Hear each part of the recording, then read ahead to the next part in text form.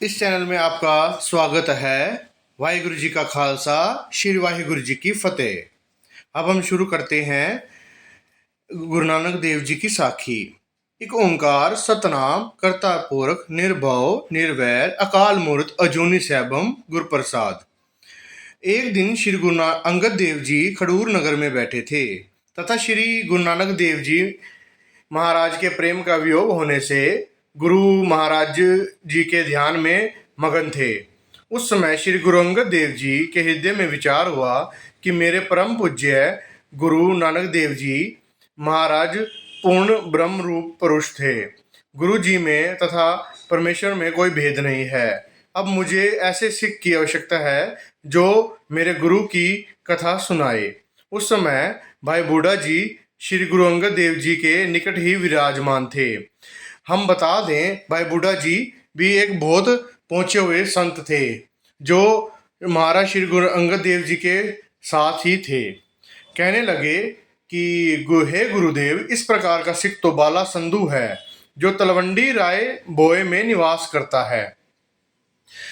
और हम बता दें, बाला और मर्दाना जी ये गुरु नानक देव जी के दो शिष्य हैं जो हर समय उनके साथ रहते थे। तो अब हम आगे बढ़ते हैं।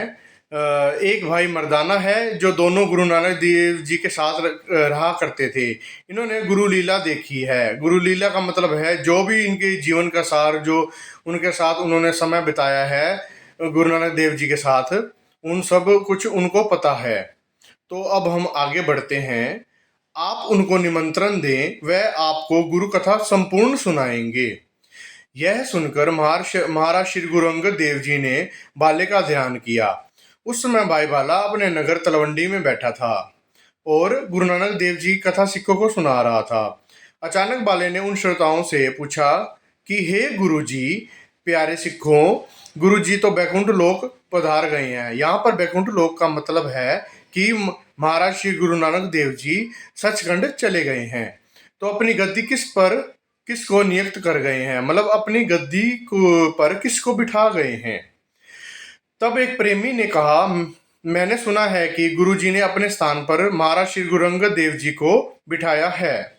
जब भाई बाला ने यह सुना तो हृदय में गुरु जी के उत्तराधिकारी गुरु अंगद देव जी के दर्शनों की लालसा उत्पन्न हुई और भाई बाला खडूर की ओर रवाना हुआ।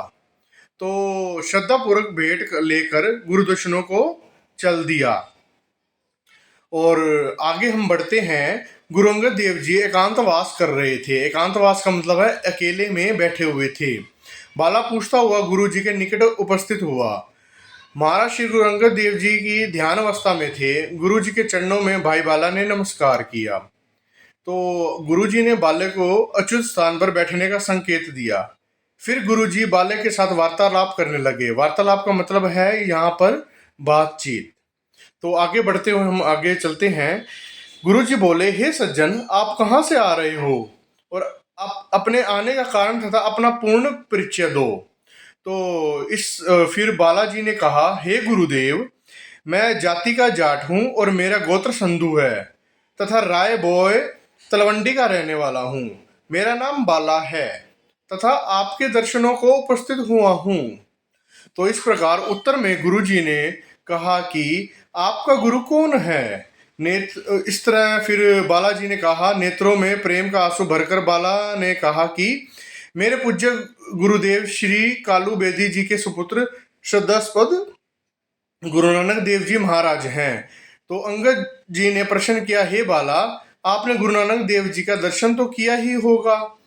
तो आगे फिर उन्होंने कहा, तब बाला ने कहा कि हे महाराज, गुरु नानक देव जी मुझसे 3 वर्ष आयु में बड़े थे। मैं गुरु जी के ही पवित्र चरणों में रहा हूँ। देशांतरों का भ्रमण भी मैंने गुरुदेव के साथ ही किया है। यहाँ पर हम एक और चीज बता दें, देशांतरों का मतलब होता है कई देशों की यात्रा। गुरु जी ने अनेक प्राणियों का उद्धार किया है। गुरु जी के साथ रहते हुए भी हम उनको पूर्णतया पहचान नहीं सके। केवल देश देशांतरों का भ्रमण ही हमारा ध्येय रहा है। तो आगे यह सुनकर श्री गुरु अंगद देव जी के हृदय में वैराग्य छूट गया और नेत्रों से जलधारा बहने लगी। वैराग्य का मतलब है अंदर से गुरु के प्रति प्यार जाग जाना और आंखों से आंसू बहने लगे। तो कुछ काल निवृत्त रहने के पश्चात रात्रि हो गई। वहां कुछ समय बीतने के बाद रात हो गई। भाई वाला आज्ञा लेकर निवास करने लगे। निवास का मतलब है वहां रहने लगे। आगे की जो स्टोरी है वो आगे कल बताएंगे। इस प्रकार हमारे साथ बने रहिए। आगे हम बहुत सारी ही अनेक गुरु नानक देव जी की साखियां लेकर आएंगे। आप सभी का बहुत बहुत शुक्रिया इस साखी को सुनने के लिए और हमारा साथी बनने के लिए। हमारे चैनल को सब्सक्राइब करें और लाइक का बटन दबाएं ताकि हम इस तरह और बाबा जी की साखियां लेकर आएं। आपका बहुत बहुत धन्यवाद।